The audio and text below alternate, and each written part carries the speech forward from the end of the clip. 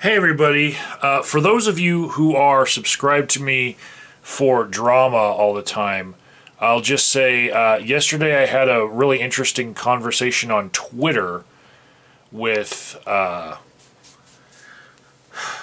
Athena, the lady from the Skeptic Feminist who was commonly seen as Harley Quinn. The third wheel in the whole love triangle between Poison Ivy, Russian Deadpool, and then there was her, right? So I had that conversation. She actually weirdly she said that she doesn't like people who use getting close to her as like content for their channel. So it's like I don't want to read off what was said. I'll just give you a link down below. Anyways, drama aside, today I'm going to explain one of the strange Patreon perks I've been doing, and the next one is going to somebody that most of you might know as Seaside if you've been a viewer of this channel for a long time. And the perk is paint chips. Now, for me to explain this paint chips thing, I've been painting a lot, and even on live streams on this channel. So here's my painting rack, right? And you can see it's covered with paint. Looks like a weird barbecue grill that somebody was making peppermint on right now, right? Because I did a couple red and white ones. Let's see. Let's grab this painting. This one's already dried, but imagine you've seen me paint something with the camera right here, and I've been doing a lot of painting, right? And then these things dry, and I sell them locally right now. I'm getting ready to restart my Etsy, but for now I can't make enough to keep myself stocked locally, so why even deal with shipping? But I have shipped these, right? And that I'll get to that. That's another part of this. So underneath all of this, when I'm painting, there's a lot of drips, right? If you look at the back of this, you can see that there's a lot of paint that falls off the back, right? And so these drips that I do that fall through the grate, I've been catching them previously on wax paper, right? And I'm all about reduce, recycle, reuse, right? The mantra of, try to do less harm to the planet. And so when I would get a wax paper that was covered with a whole bunch of drips, I was playing around with like, what could I do with something like this, right? So I was peeling the paint up, because this is actually more addictive than like bubble wrap when you get that from something that you buy and it's shipped to you. But basically I'd peel the paint up, and there's these beautiful little designs underneath. And some people might use this to make jewelry, all of these pretty little drips that have nice swirls and stuff. This one's fiery. I've got a couple other examples of this. The aforementioned peppermint patty looking one. That's this right here, right? So, I could use these drips to make other art. But then I realized that when some people absolutely insisted that I mail them a painting, that I needed to do something to protect the paintings. And so I've been wrapping. I'd take a painting like this, right? And I've just been putting it on the other side of the wax paper and wrapping it in drips from paintings, right? And so that's been one way to reuse these wax paper collecting trays that I've been making, basically.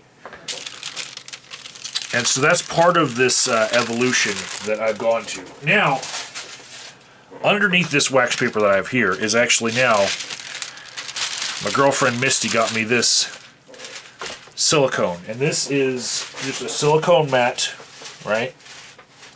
And it's very, very flexible and does not stick to anything if you want to wash it. It's just like you can pinch this so close, like, and then goes right back to its original shape. And what I've been doing now is I've been peeling up giant paint chips.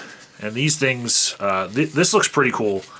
Actually, I feel like this looks like the kind of skin that they might put on Freddy Krueger's face. Like in a horror movie, like special effects department. And some of them, I've been cutting out squares, you know, because they just look cool as squares.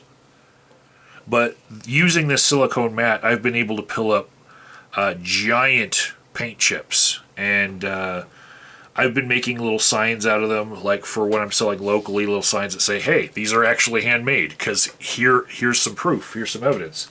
One of the reasons why I do that is you can see for a painting like this, when I go like this, when you're dealing with wet paint in sort of a supine relationship to the gravity of the situation, when you're flowing paint that is so wet that if you're painting upright on an easel, it would all drip off, right? So when I have it like this, there is no brush marking on it. Like, the only way that you can tell that this was done by hand instead of printed on here is you flip it over and you can see all the run on the back, right? That's kind of a proof, but there's no brush mark at all. Like, this thing is completely straight. You can see there's no place where the brush, you can't see the strokes, because they all just kind of, once I put a brush through anything like this, or say a stick where I might have a line through it like that, it immediately seals up on itself, and so there's no texture at all. This is a completely flat piece. You can see from the sheen as I move the painting right here. There's a little bit of let's see, right there, my shadow's pointing at it right there. That's a little spot of silicone from an additive to the paint to get it to flow and make these cells better, but really there's nothing else that says that this was made by hand that really gets it to jump out at people. So locally, I've been making little things to surround my sales table with out of these paint chips, like just to show, hey, this comes from a source that isn't like a print factory, because I hate prints. I don't know why. As an artist, I just feel like people want the originals, and I can make originals all day and enough to feed my habit of art. So why go to prints? You know, why sell the same thing over and over and again? I know some people spend like hundreds of hours on one painting. Well, I feel like they should charge the money for hundreds of hours on one painting and then be done with it. You know, take a picture for your own digital gallery, but then, you know, move on. You know, I just don't like the idea of selling the same thing over and over again, and I want that to come across to people, that I'm that different kind of artist. And so when I do things with these paint chips, it's really just another extension of, hey, this is real. You can feel it. And so now that I've been doing odd things with Patreon perks and shipping with people for the people who buy my paintings, now I'm just going to take these and stuff them into envelopes, right? And so as people have been a patron of mine for a while, I'm just going to start tucking these into envelopes, and when it gets pretty full, I'm just going to put your address on it and just ship it, you know. And you can play with these yourself. It's probably the weirdest thing to send your viewers paint chips. By the way, these aren't the toxic style of paint chips. There is silicone in a little bit of it, and I don't recommend eating latex at all ever, but they're not going to be like giving you a rash or anything or causing Mad Hatter's disease.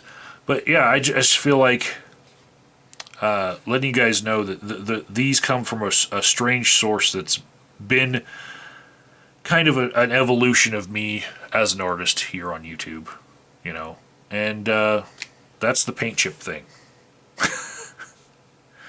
I'll answer any questions you have about the rest of it below. Leave a comment. Laters.